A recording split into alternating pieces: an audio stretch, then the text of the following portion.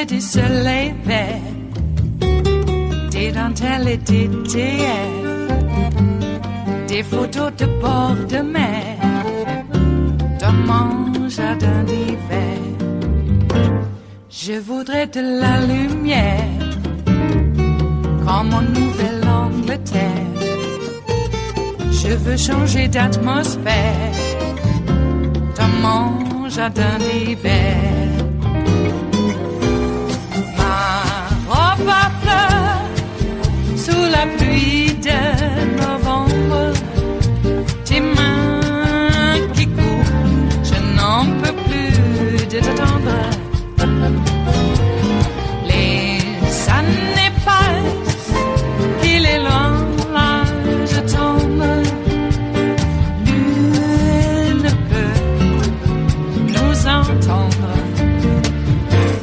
Je voudrais du Fred Astaire, revoir un latte. You brought up masks, which would save lives. Here's that exchange yesterday in the White House briefing room.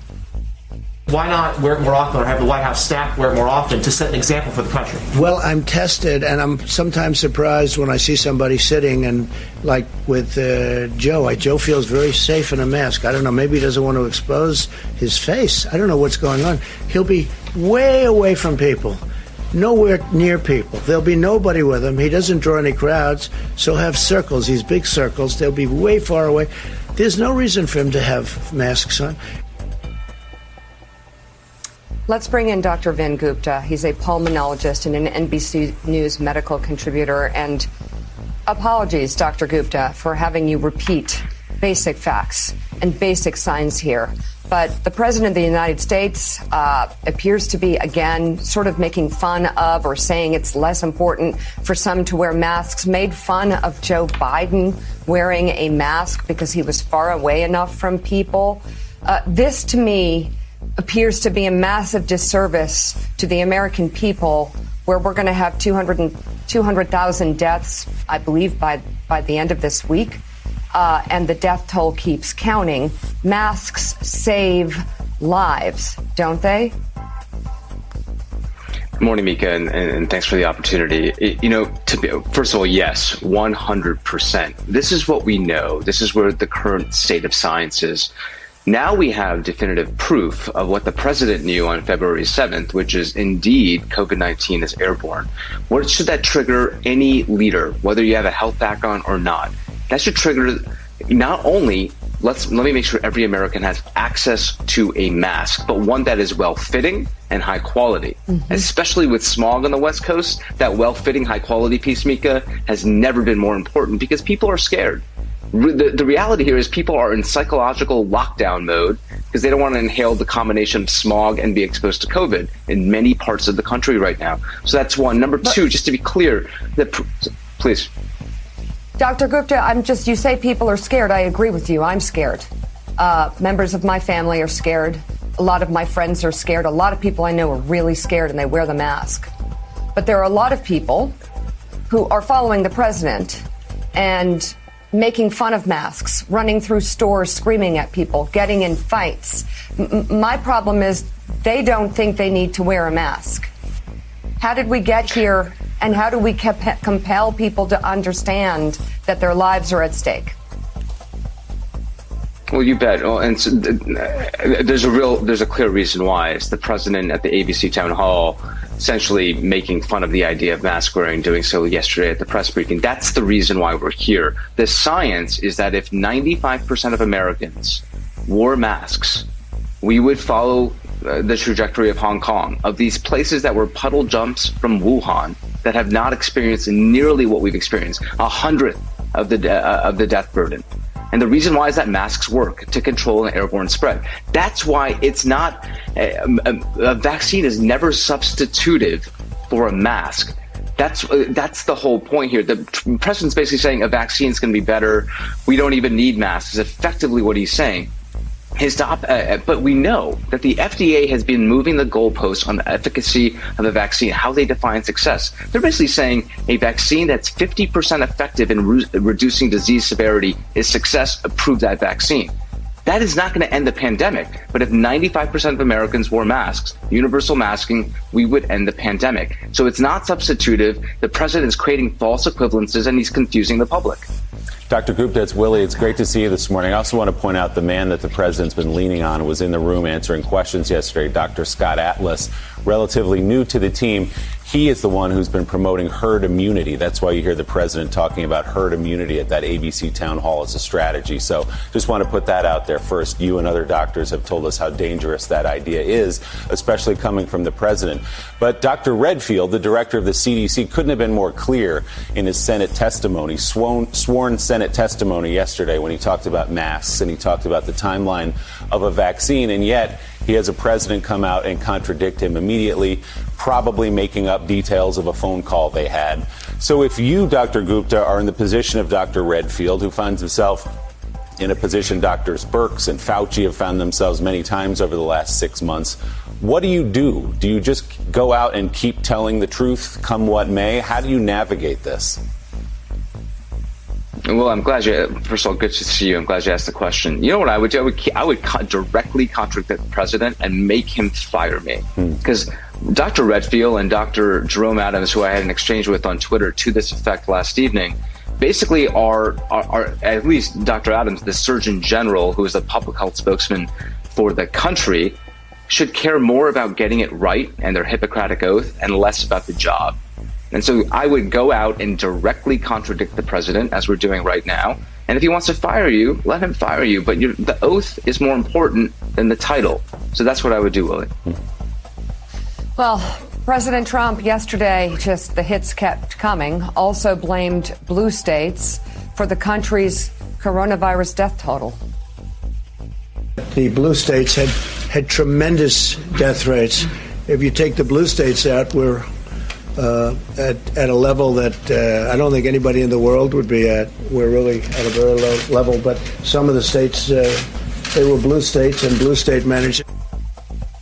Well, the Washington Post points out that more than 90,000 deaths have occurred in red states, and if that were the country's total, we would have seen the second most number of deaths globally, trailing only Brazil. The United States would still be responsible for the 11% of global deaths, despite constituting only about 4% of the world's population. It is Thursday, the 17th of September of 2020, and you are in West Coast Cookbook and Speakeasy. I am your chef de cuisine, Justice Putnam. Gunner, the English Bulldog, is our snoozing sous chef.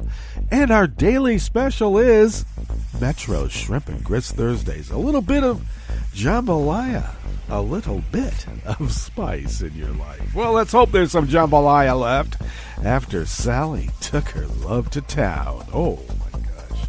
Yeah, I got to tell you, I hated the first edition, and then I hated Kenny Rogers even more. That's just me. I know, Kenny Rogers. He was the Joker. Alrighty, in the card sense.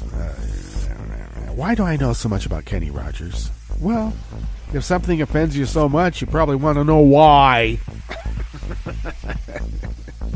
Okay. A lot of people like Kenny Rogers, and that was probably the reason why I didn't care. Yeah, saccharine little BS in the time of the war. Okay? Just saying. Putting a little smiley face on it. Ooh. Well, speaking about smiley faces, how are you? Are you surviving these wildfire pandemics and civil unrest? Yeah, boy, we got reports now. A whistleblower. And now, if I read this in the Sun, or if I read this even in the Daily Beast, I might question it a little bit. But it's a whistleblower, somebody who is actually working within the government. I think he's part of the military, or at least the National Guard. Somebody who was in the know went and told Congress what he knows. And what did he know? There was talk about using some sort of, well, not so secret, but the secret heat ray to clear Lafayette Square of all these vermin. Because Trump wanted his upside-down Bible photo op. Wow. That's democratic. in a representative democracy. When I say democratic, I mean with a capital D. Or is it just, no, maybe we be lowercase. Anyway, it's not nice. You don't do that here in America, Donnie. And the reason it's being done is because does Donnie have any allegiances to this nation, to the history of it? He can't even recite the Pledge of Allegiance that he wants everybody to recite. Just don't take a knee. Don't show empathy. Don't show any sorrow. That shows weakness. Yeah, he wants a vigorous flu. Oh, no, strenuous flu. Strenuous flu. That's right. So your herd mentality is catching up with us now. The herd mentality is that we got to have herd immunity. And I wonder that the idea of not wearing a mask is to spread the germs consciously to get more of the herd infected.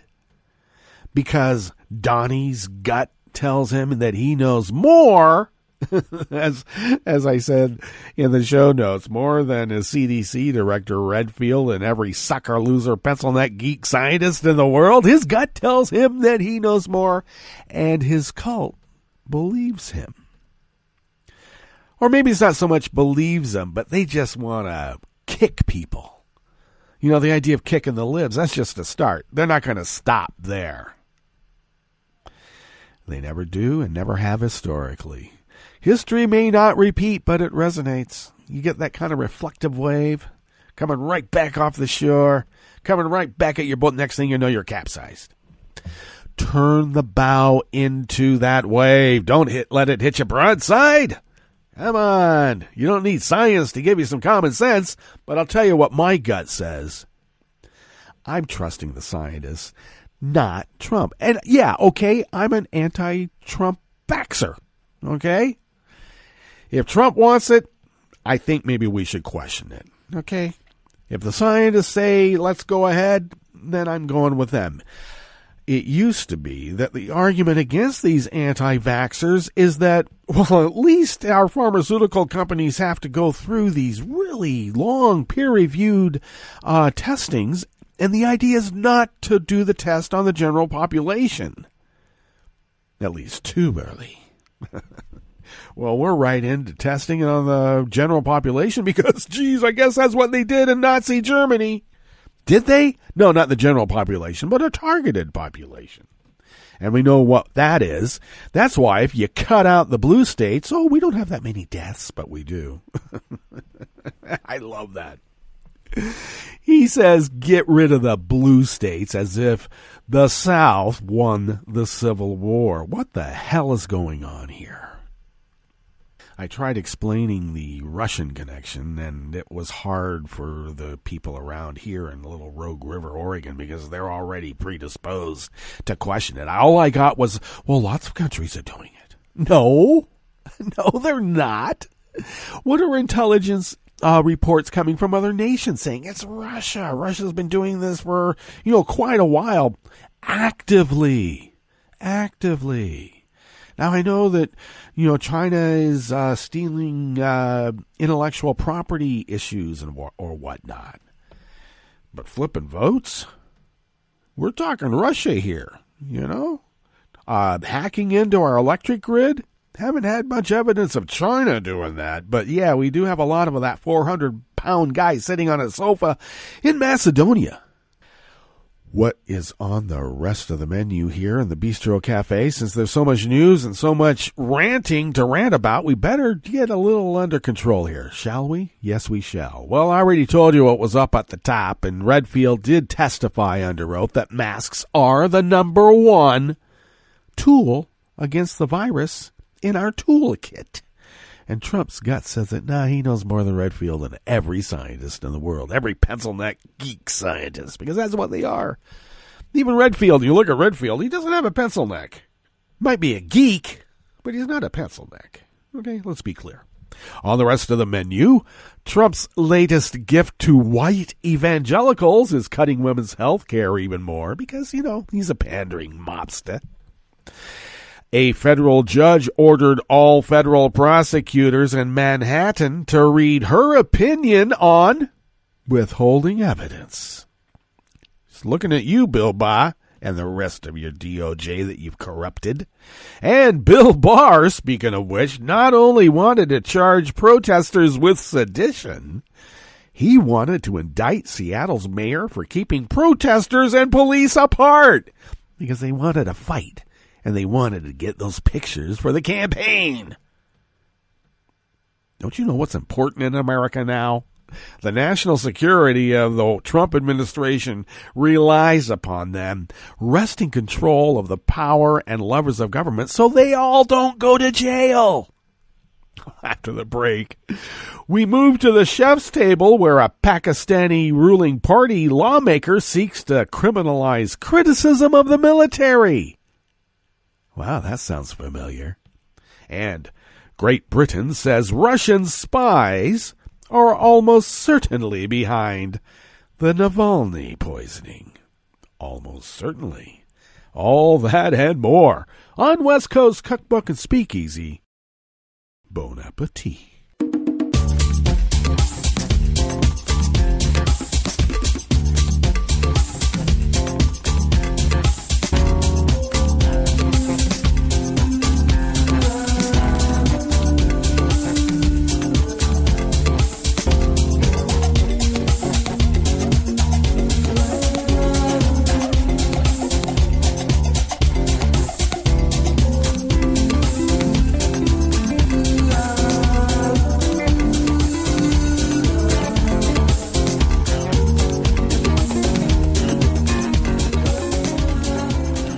Bottom of our homepage at netrootsradio.com. To the rightish of the page is our chat room link monitored by Kelly Lincoln. Thank you, Kelly.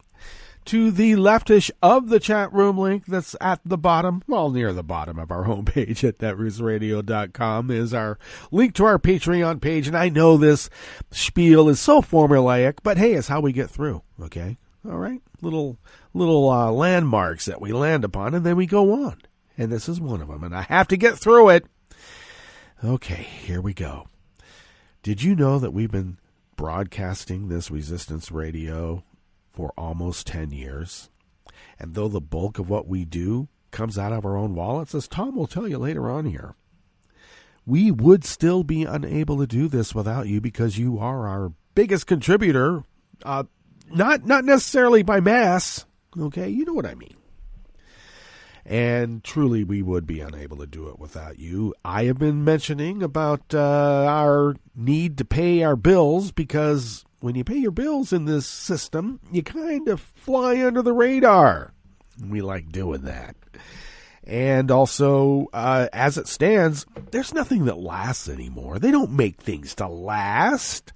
Planned obsolescence is part of the plan again. So things wear out. And we have to purchase newish hardware and software to continue. And thank you for your generosity in allowing us to do that. And to be honest, we need more of you. So if you're able to in these times of peril, if you can afford, remember when you could go out to a coffee shop and just buy a coffee with impunity? Remember that? Well, if you could afford an espresso-type coffee drink sent our way, we are quantum mechanics and stretching these dollars on the quantum level. I don't know how we do it. I don't know. Some sort of big hadron collider. We get those little particles down there, and we leave no strange quark unstretched. So thank you for your generosity, and crunch time is coming up. Because December is when a lot of stuff is going away. Adobe. Wow, we grew up on Adobe. Now they're taking it away and everything else. So once again, thank you for your generosity in allowing us to fulfill our civic duty as the founders originally intended, and you know they did. If you would like to follow Netroots Radio on Twitter, do so at Netroots Radio. Tom takes care of that, and he's been in literally the line of fire. You know, we live here in Oregon, and Tom is more north of us, right along the Washington-Oregon border there. So let's wish Tom some good wishes and hope the devastation does not fall upon them. And more importantly, too, the lasting effects of toxic bad air. You know, we have a lot of poison oak, let alone heavy metals up in the sky. Vaporized poison oak and heavy metals is not a good cocktail, shall we say. No, it's not. So, Tom, thank you and stay safe. If you would like to follow me on Twitter, well, do so, because you can at Justice Putnam. And I post the show notes and links diary on Daily Kos about 10 minutes before showtime. And then get that linked up on social media, because the show notes and links are very important, because that's where the actual reportage is. If you would like to follow the show, do so at Cookbook West. And pick up podcasts, please do, at Stitcher, Spreaker, TuneIn, iHeart, YouTube, iTunes, etc., etc., etc., etc. Yes, they're everywhere. Okay, let's dive into this first offering here. In the Bistro Cafe of West Coast Cookbook and Speakeasy, Metro Shrimp and Grits Thursdays. Oh, one other thing. I know there's some real purists out there, but this chef says cook your grits with milk, okay? I don't know if it's a conceit of this chef or not, but I've tested it. Grits should be cooked with milk. A lot of people say stock or even just plain water. I say milk. You'll see. Lisa Needham brings us this first offering here in the Bistro Cafe of West Coast Cookbook and Speakeasy. Oh, and she's from the American Independent, by the way. The Trump administration on Monday proposed expanding its anti-abortion foreign policy again, further restricting foreign organizations' abilities to provide comprehensive reproductive health care, because the GOP is nothing but a bunch of pandering bigots and misogynists, too. It is an unnecessary and cruel move, given that there are already laws in place that bar the use of American taxpayer money for abortion in any country, even if the procedure is legal there. Since he took office, Trump has already significantly expanded the policy known as the Global Gag Rule. He signed an order reinstating and expanding the rule in 2017 as one of his first acts. Under the rule, foreign non-governmental organizations are now barred from performing or actively promoting abortion if they want to receive any U.S. global health funds. Cutting off this funding stream doesn't just affect organizations that focus on reproductive health and family planning. It now also applies to HIV-related funding, maternal health, malaria, and nutrition programs. You know, something that hasn't been associated with this is exactly what Hillary and the Clinton Global Initiative was tackling. Exactly these issues here: HIV, maternal health, malaria, and nutrition programs. The proposed expansion would mean the rule would apply not just to organizations like the Clinton Global Initiative. In this reporter's opinion, you'll see when you read the show notes and go to the links. I'm adding a little bit here just to clarify what we're talking about here. Organizations like the Clinton Global Initiative that receive grants but would be expanded to cover any organization that receives money through contracts. According to the Kaiser Family Foundation, which tracks reproductive health policies, that's about 40% of the global health funding the United States supplies. Even groups that provide or promote abortions with non-U.S. funding would be barred from receiving U.S. global health aid. Now, I got to say, in this administration, that money just doesn't stay in the Treasury. Not with Mnuchin in charge. This money somehow disappears, and where does it go? Vig to Vlad? Or right into this mobster's pockets? The Trump administration insists there has been only a minimal gap in care provided because a relatively small amount of NGOs declined U.S. global aid in order to keep providing necessary abortion care and referrals, but that's not true. Organizations that declined funding reported that they've been able to serve significantly fewer people. The additional harms from the current version of the global gag rule are already apparent because the rule denies people basic reproductive health care, and there has been a large increase, 40% to be exact, in the number of people seeking abortions in affected countries. A review of over 40 studies found that the implementation of the existing global gag review was consistently associated with poor impacts on health systems, function, and outcomes. Moreover, the rule sweeps too broadly. As Slate reported last year, many NGOs are uncertain as to what the rule actually covers and have grown wary of providing any family planning services at all for fear of losing their funding. And I suppose if you're a pandering mobster to white evangelicals, that's a feature, not a bug.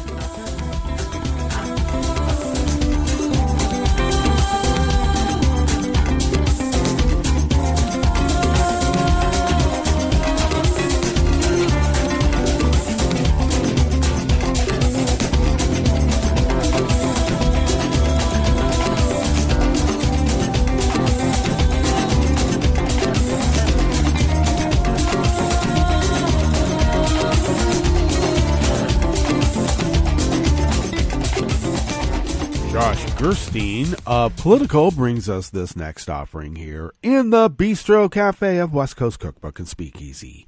A federal judge has ordered all federal prosecutors in the Southern District of New York to read a ruling she issued yesterday, Wednesday, that blasts prosecutors for their handling of evidence in a criminal case involving alleged violations of sanctions against Iran. U.S. District Judge Allison Nathan also said she was unsatisfied with the completeness of the government's account of why prosecutors failed to turn over one key piece of evidence to the defense until the middle of the trial, with one government attorney discussing with colleagues a plan to bury the previously undisclosed letter, among other documents, being emailed to defense lawyers. No responsible government lawyer should strategize how to bury a document that was not, but should have been, previously disclosed to the defense. A responsible government lawyer should, at minimum, forthrightly and truthfully reveal late disclosures to the defense, Nathan wrote, emphatically disagreeing with the conclusion from U.S. Attorney's Office leaders that there was nothing to condemn in the prosecutor's actions. This court disagrees, she wrote, and hereby strongly condemns this conduct. And she wrote that in a 34-page opinion.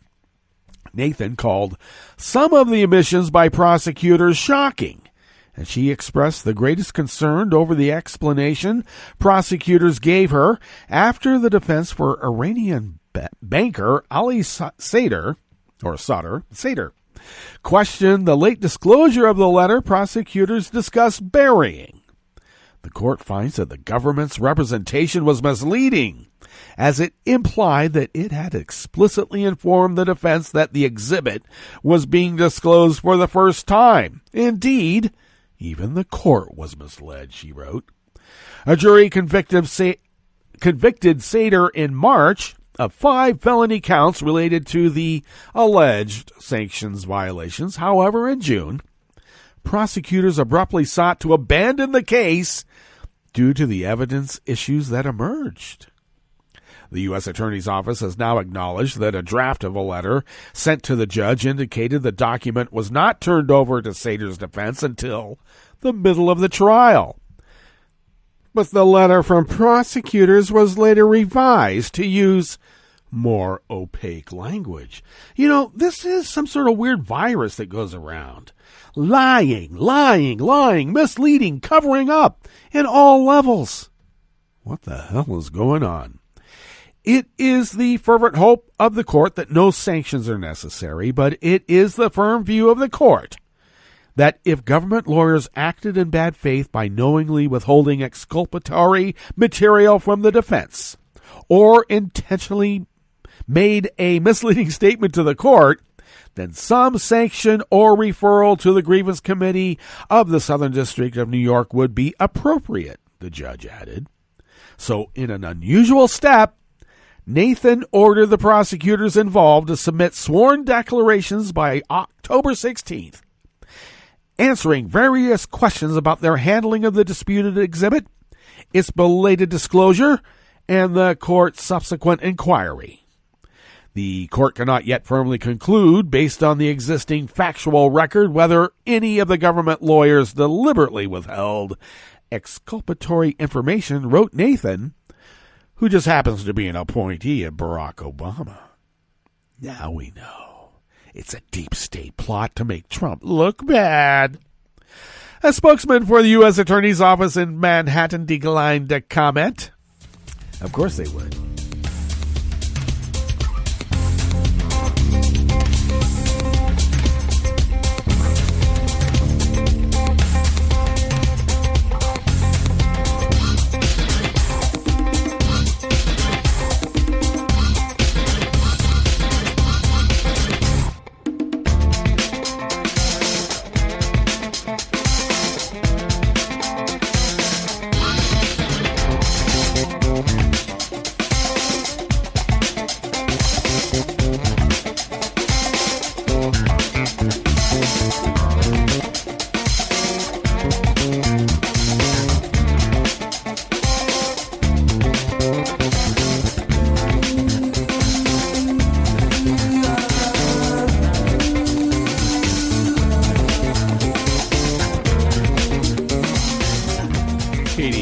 Of the New York Times brings us this final offering here in the Bistro Cafe of West Coast Cookbook and Speakeasy Metro Shrimp and Grits Thursdays.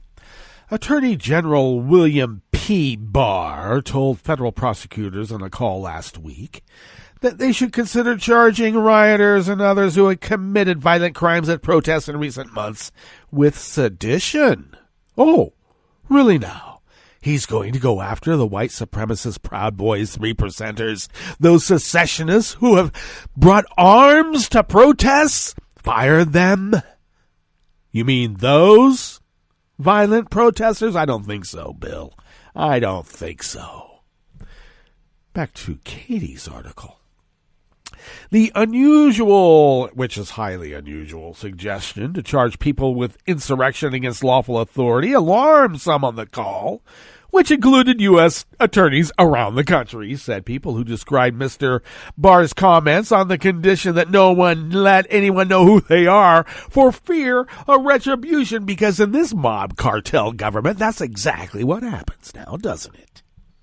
The Attorney General has also asked prosecutors in the Justice Department Civil Rights Division to explore whether they could bring criminal charges against Mayor Jenny Durkin of Seattle for allowing some residents to establish a police-free protest zone near the city's downtown for weeks this summer. Well, late Wednesday, a department spokesman said that Mr. Barr did not direct the Civil Rights Division to explore this idea because cooler heads in the division probably said, screw this guy. What the hell is he doing? Now get this. Barr is upset that the Seattle mayor was trying to lessen the tensions between the cops and the protesters because every time the cops showed up, they escalated the situation, not just by their mere presence, but by their actions. And the only way to keep this from happening was to tell the cops to stand down. Ordered. Because they became the rioters, just like in Chicago. Now, the directives are in keeping with Mr. Barr's approach to prosecute crimes as aggressively as possible in cities where protests have given way to violence. But in suggesting possible prosecution of Ms. Durkin, a Democrat, Mr. Barr also took aim at an elected official whom Trump has repeatedly attacked. Justice Department representatives did not respond to requests for comment, and the Wall Street Journal first reported Mr. Barr's remarks about sedition.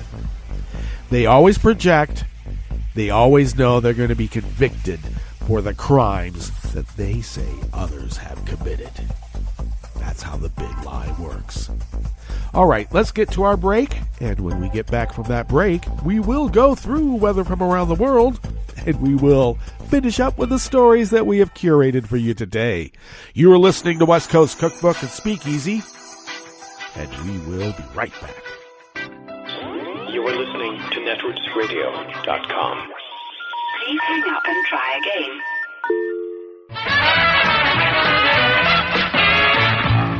From a point at sea to the circles of your mind, a new force is at work for planetary transformation.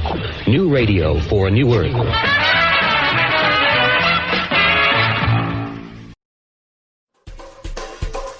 This is Scientific American's 60-Second Science. I'm Julia Rosen. How much colder was it at the peak of the last ice age? That's a question scientists have been trying to answer for decades. And now they have a new best guess. 11 degrees Fahrenheit. That's a lot, especially considering it's a global average. Parts of North America were much colder. First of all, large areas of the Northeast were completely under ice, so that would have been pretty chilly. You wouldn't be living there. But even here in the West, right, where we weren't covered by an ice sheet, it would have been something like 20 degrees Fahrenheit lower. Jessica Tierney, a paleoclimatologist at the University of Arizona. Tierney and her colleagues spent years compiling information about Earth's climate at the height of the last glacial period, about 20,000 years ago. So we obviously don't have thermometers in the glacial period, so we have to instead look for these kinds of stand-in indicators. One kind of stand-in is plankton that lived in the ocean and got preserved in marine sediments. Scientists use these fossils to infer past ocean temperatures by studying changes in the chemistry of their shells and in the kinds of fats and other compounds they produced. Tierney and her team then combined these data with a climate model to give a full picture of glacial conditions. It's actually a technique used every day in weather forecasting. What's new is we're using it for the past, not the future, so we're actually, hindcasting, if you will, rather than forecasting. The study is in the journal Nature. The findings suggest that the last ice age was significantly colder than scientists thought, and that matters today. The reason that, we want to know how cold the last ice age is, beyond the fact that it's just a cool thing to know, is that we can actually use it to understand a quantity called climate sensitivity. Climate sensitivity is a measure of how much the planet warms in response to rising greenhouse gases. In this long-ago case, we know how much carbon dioxide concentrations increased between the last ice age and pre-industrial period from air bubbles trapped in ancient ice. And now we have Tierney's new results on the temperature difference between glacial and interglacial conditions. Together, these data suggest that low-end estimates of climate sensitivity, in which greenhouse gases don't cause much warming, are unlikely to be correct. If we had low climate sensitivity, then we would be less worried about, what all the CO2 emissions are going to do. And so we can kind of rule that possibility out. I suppose that's not great news. Thanks for listening. For Scientific American's 60-Second Science, I'm Julia Rosen. Hi, it's Tom. Could we humbly suggest your donation to netrootsradio.com? All we've got to run this 24-hour powerhouse of progressive resistance radio is what comes out of our own wallets. And you are our biggest donor. It doesn't take much, $3, $5. Just go to the bottom of our netrootsradio.com page and hit our secure donate button. Heck, you can even make a recurring contribution. And you'll get a wondiferous pair of Netroots radio stickers for application to your backpack, your bumper sticker, or your banjo. Well, it's up to you which backpack you want to put it on. So donate what you'd like at the bottom of our netrootsradio.com's homepage. Because you are our biggest donor.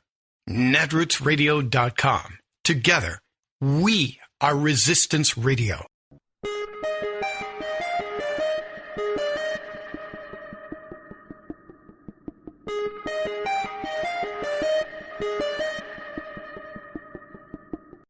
Almost 1 million people in Florida have just been denied the right to vote in the election this November. I'm Bill Newman, and this is the Civil Liberties Minute. In 2018, Florida voters restored the right to vote for nearly everyone who had a felony conviction and had served their sentence. But the Florida legislature then passed a law that said if any person who had been convicted and served their sentence still owed any money because of the conviction, court costs, a fine, restitution, any amount for any reason, the new constitutional right did not apply.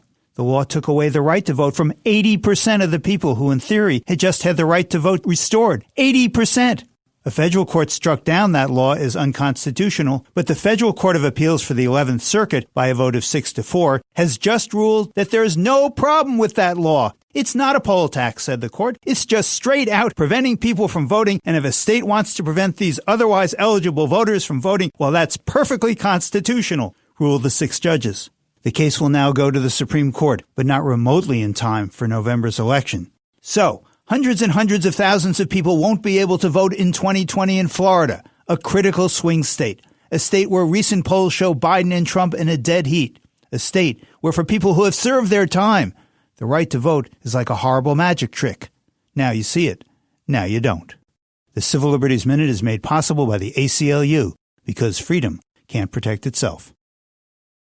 I'm Rick Smith, and this is Labor History in 2. On this day in labor history, the year was 1934. That was the day that leading Southern textile employers met together in Greenville, North Carolina. They met to plan a coordinated response to the national textile strike. The Great Depression had ravaged the textile industry. Workers were subject to the, quote, stretch out. Fewer workers were expected to work at a faster pace to produce the same amount of products. Work in textile mills was already grueling. The stretch-out made conditions even more unbearable. Fed up, 20,000 Southern workers walked off the job in July. From there, the numbers grew. On Labor Day, 65,000 workers in North Carolina joined the strike. Strikers confronted scabs and moved to close down mills not participating in the strike. They also disrupted railroad traffic. In response, the National Guard was called out against the strikers. Violence erupted between the strikers and armed police and strikebreakers throughout the South and New England. The Southern owners decided it was time to marshal their own response to the strike. According to historian Jeremy Brecker, an army of 10,000 National Guardsmen was mobilized in Georgia, South Carolina, North Carolina, Alabama, and Mississippi, supplemented by 15,000 armed deputies. But despite this show of force, the strike grew. More than 400,000 textile workers had walked off the job.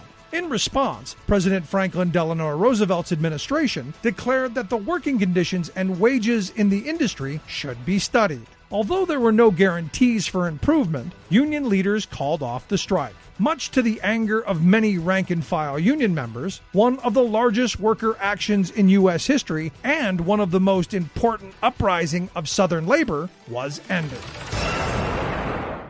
I read the news today, oh boy. It's time for Nicole Sandler's What's News from NicoleSandler.com and the Progressive Voices Network. Centers for Disease Control and Prevention Director Dr. Robert Redfield told a Senate subcommittee on Wednesday that face coverings are, quote, the most powerful public health tool the U.S. has to fight the coronavirus pandemic. These face masks are the most important, powerful public health tool we have.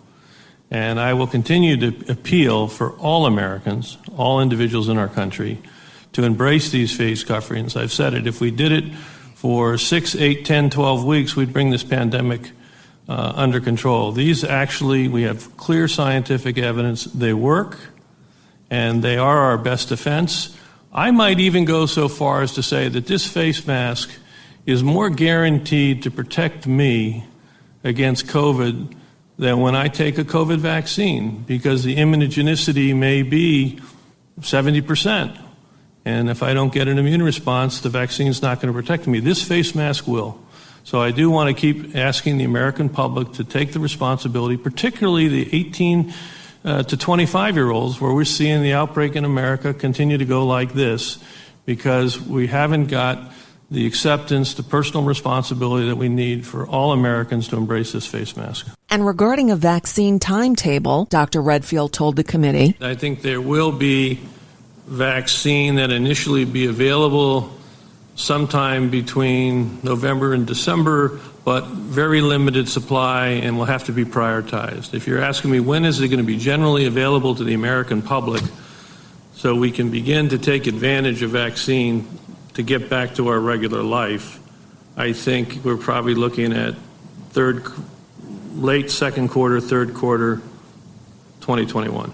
Well, later Wednesday afternoon in his daily Trump dump in the briefing room, the president said that Redfield must have been confused. Here up on the podium today, you're twice contradicting the director of your own CDC on the science who testified before Congress today. No, he's contradicting himself. People... I think he misunderstood the questions. Well, he was testifying on... You know what I think? I think he misunderstood. I told you, I don't have to go through this. I think he misunderstood the questions, but I'm telling you, here's the bottom line. Distribution is going to be very rapid. He may not know that. Maybe he's not aware of that. And maybe he's not dealing with the military, etc., like I do. Distribution is going to be very rapid. Redfield later tweeted, I 100% believe in the importance of vaccines. Alrighty then. Hurricane Sally thrashed Alabama and Florida as a Category 2 hurricane, leveling homes, downing power lines, and flooding neighborhoods. At least one person is dead, one is missing, and more than 500,000 customers are without power in the aftermath. 3 to 4 months worth of rain could fall in the region before the storm clears out. Sally, now a tropical depression, is the 4th hurricane to make landfall in the U.S. this year, the most to hit by the same date in 16 years. And scientists say the climate crisis is making storms like Sally even worse. Warmer waters can make storms intensify more rapidly. Climate factors can also make storms slower and thus more destructive as winds stick around longer and more rain gets dumped in the same place.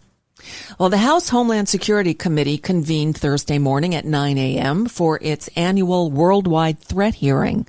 Acting Department of Homeland Security Secretary Chad Wolf was subpoenaed to appear, but he has apparently defied that subpoena, so an empty chair is sitting where he should be. FBI Director Chris Wray and Director of National Counterterrorism Center Christopher Miller are on hand to testify. The Attorney General, William Barr, is facing mounting criticism for, among other things, comparing calls for a nationwide lockdown to prevent the spread of the coronavirus to slavery. Barr also launched into a tirade against the hundreds of Justice Department prosecutors working beneath him, equating them to preschoolers, and essentially saying the opinions of politically appointed Justice Department leaders are more important than those of career attorneys who have served through multiple presidencies. And it was just last week that the so-called Attorney General urged federal prosecutors to consider filing sedition charges against people accused of violence at protests against racial injustice. This brought to light by a Wall Street Journal report on Wednesday. Some of the people on the call reportedly were alarmed by the unusual suggestion of charging rioters with insurrection, but Barr also reportedly asked the Justice Department's Civil Rights Division whether Seattle Mayor Jenny Durkin could be criminally charged for letting people establish a police-free protest zone in the city this summer. Although DOJ said Barr didn't order anyone to explore the idea. Durkin is a Democrat who President Trump has criticized. She called the suggestion of criminal charges chilling and an abuse of power. You think? Breaking news, a former model named Amy Doris says that Donald Trump sexually assaulted her in 1997. Doris has pictures, photographic proof that they were together, and she also says she has multiple witnesses who she told right after it happened. At least 26 women have credibly accused Trump of sexual misconduct over decades. Absolutely disgusting. Speaking of disgusting, for the past few days we've been covering the story about forced hysterectomies being performed on a number of immigrant women being held in the ICDC Corrections Detention Center in Georgia. Well, that's not the only problem emerging from LaSalle Corrections, the for-profit prison company that operates that facility. This time it's at their jail at the border of Texas and Arkansas, the Bi-State Justice Center jail, where inmate Holly Barlow Austin died in June.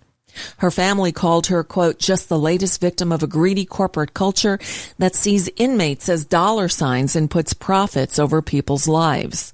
A lawsuit filed by her husband and mother says that the company has been, quote, neglecting and abusing inmates, disregarding their fundamental constitutional rights.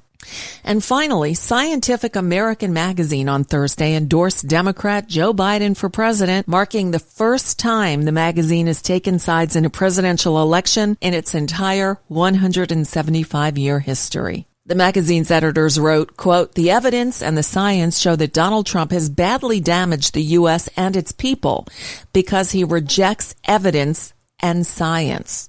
The most devastating example is his dishonest and inept response to the COVID-19 pandemic, which cost more than 190,000 Americans their lives by the middle of September. The magazine's editors also said that Trump had, quote, attacked environmental protections, medical care, and the researchers and public science agencies that helped this country prepare for its greatest challenges. And that's just a bit of what's news for now. I'm Nicole Sandler. If you appreciate these reports and the Nicole Sandler Show, I hope you'll consider making a contribution. My work is 100% listener supported, and I can't do it without your help. Find out more at NicoleSandler.com, and please click on that donate button.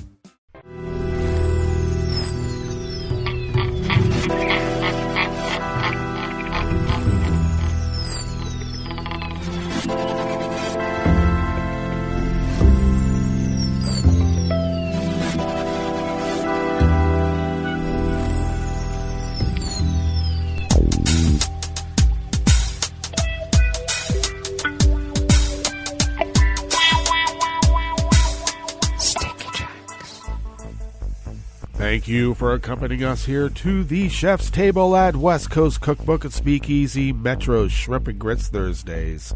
We always begin, weather from around the world, along the banks of the Rogue River, in the Rogue River Valley of Southern Oregon on the west coast of the continental United States of America, where it is currently 52 degrees Fahrenheit, expecting a high of only about 77 to 80. Cloudy skies early, followed by partial clearing with wide areas of smoke and haze, reducing visibility at times. Winds will be out of the southwest at 5 to 10 miles per hour.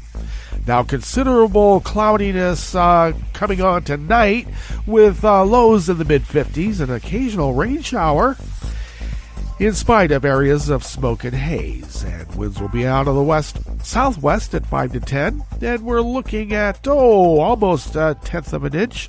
And looks like showers early tomorrow. Highs only around 70 to 72. And with some sunshine later in the day. Confirmed cases of coronavirus here in Jackson County in Southern Oregon is now standing at 994 with 3 confirmed deceased. Ragweed pollen is considered moderate right here at the mothership, and the air quality index in the region is unhealthy at 160, and the daytime UV index is moderate at 5, so that has come down considerably. Barometric pressure is falling at 30.03 inches. Visibility is down to 1.5 mile. And relative humidity is at 92%. Weather from around the world is brought to you by people's personal weather stations that they purchased. These people planted these purchased personal weather stations somewhere on their property, and these people positively live around the world. They do.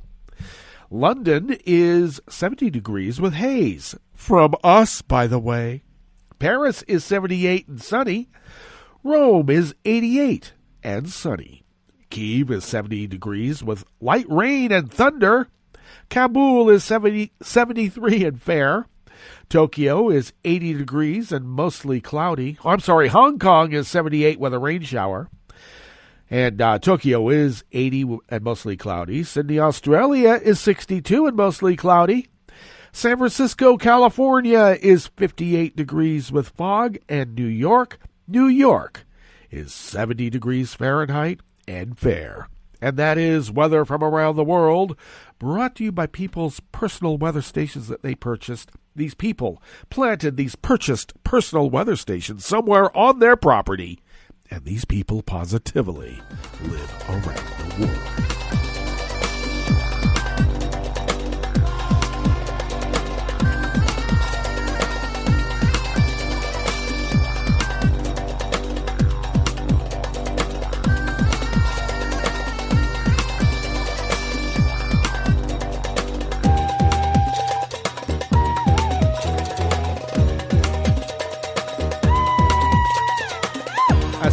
Shahzad of Reuters brings us this first amuse-bouche here at the chef's table at West Coast Cookbook and Speakeasy.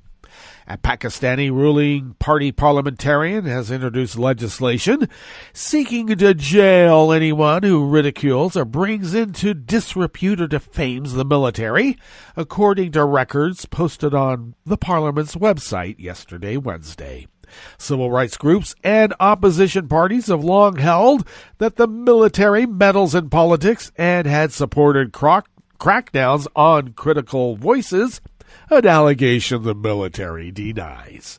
The purpose of this amendment is to prevent hatred and disrespectful behavior against the armed forces, says the bill, presented by Amjad Ali Khan, chairman of the Parliament's Standing Committee on Defense. The bill seeks up to 2 years of imprisonment and a fine of up to $3,012.59 U.S.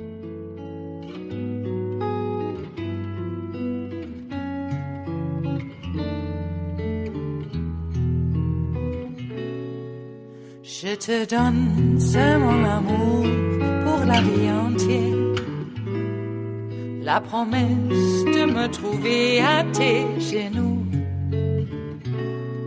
Aussitôt que tu m'appelles, rester toujours fidèle. C'est tout, c'est tout. Je te donne tous mes printemps, mes étés de mer, mes automnes quand les feuilles tombent partout. Si ce n'est pas une bonne affaire, je te donne tous mes hivers. The ever-present anonymous worker bees at Reuters brings us this final amuse-bouche here at the chef's table at West Coast Cookbook and Speakeasy. Britain said that Russia had a case to answer over the poisoning of Alexei Navalny, as it almost certain that the Russian intelligence services carried out the attack with a Soviet-developed chemical weapon known as Novichok. Foreign Secretary Dominic Raab, speaking in Washington alongside that little twerp Mike Pompeo, said he welcomed Navalny's recovery, but that Russia had a case to answer, as the use of a chemical weapon was unacceptable. The Russian government is duty-bound to explain what happened to Mr. Navalny, Raab said. From the UK's point of view, very difficult to see any plausible alternative explanation to this being carried out by the Russian intelligence services, but certainly the government of Russia has a case to answer, Navalny said. Navalny shared a photograph from a Berlin hospital of him sitting up in bed and surrounded by his family, and said he could now breathe independently after being poisoned in Siberia last month. Now, of course, Navalny is the leading opponent of Vladimir Putin, and he fell violently ill while campaigning on August 20th and was airlifted to Berlin. Germany says laboratory tests in 3 countries have determined he was poisoned with Novichok nerve agent, and Western governments have demanded an explanation from Russia, and Moscow has called the accusations groundless. They always do, conveniently. All right, that brings us to the end of our broadcast period for the day. And you do know Netroots Radio will broadcast on, and we'll meet up tomorrow for Blue Moon Spirits Fridays. So do stay tuned to Netroots Radio all day and all night for all the breaking news as it breaks. And we'll meet up here tomorrow, right here in West Coast Cookbook and Speakeasy. Bon appetit.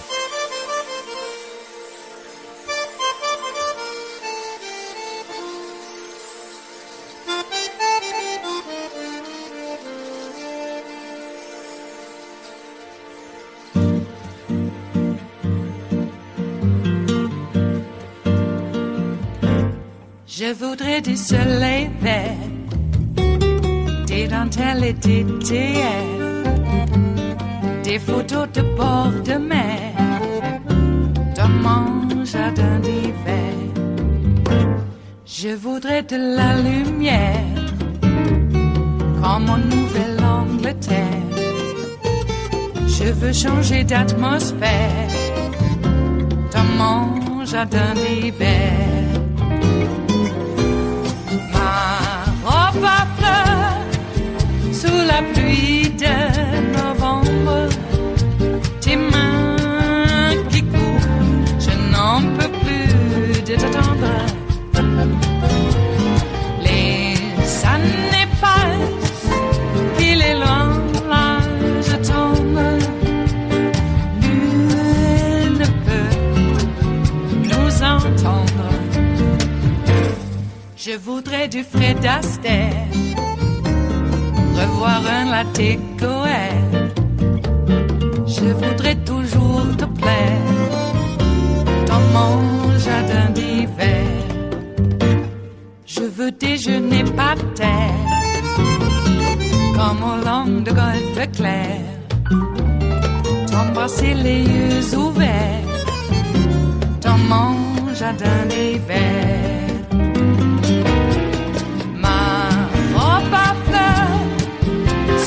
Pluie de novembre, tes mains qui courent, je n'en peux plus de t'attendre. Les années passent, il est loin, là je tombe. Nul ne peut nous entendre. Ba-da-da-dum-di-da-dum. Ba-da-da-dum-di-da-dum. Ba-da-da-dum-di-da-dum. Dans mon jardin d'hiver. Ba-da-da-dum-di-da-dum. Ba-da-da-dum-di-da-dum. Ba-da-da-dum-di-da-dum. Dans mon jardin d'hiver. Dans mon jardin d'hiver. Dans mon jardin d'hiver.